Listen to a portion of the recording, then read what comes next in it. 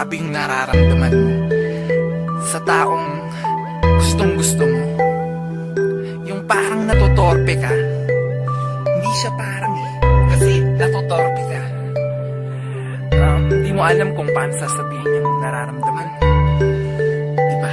Paano ko sasabihin ang nagdarama sa'yo?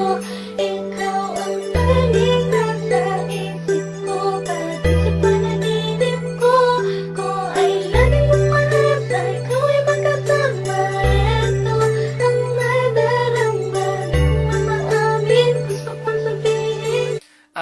Pakinggan mo.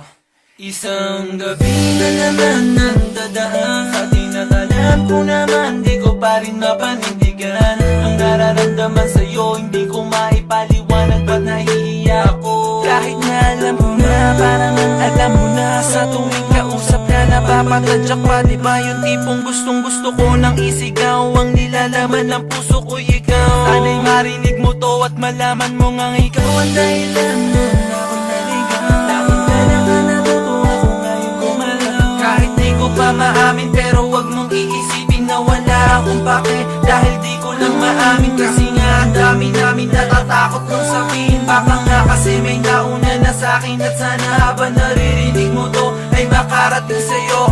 Alam mo, gusto na kita talaga eh. Natotorpe lang ako.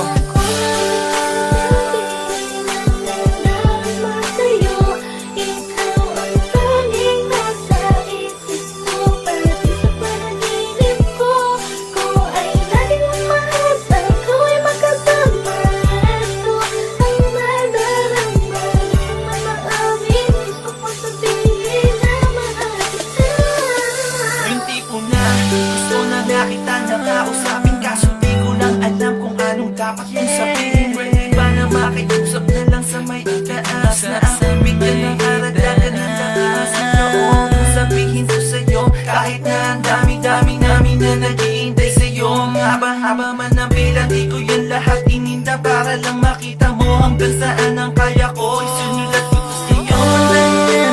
Ako kumanaw sa pag-ibig mo, kaya ako naunang ginulang man ako sa tempo, wala man dito sa tono. Sana marinig mo to, para kahit na papano nagtapat ako sa'yo. Kahit sa kantang ito, nabaliw ako sa'yo. Sana'y mapatid mo to na di ko kayang mawala ka. Kaya ko to ginawa na kahit na ako'y umasa sa pag-ibig mo na sana Sa akin ka na lang.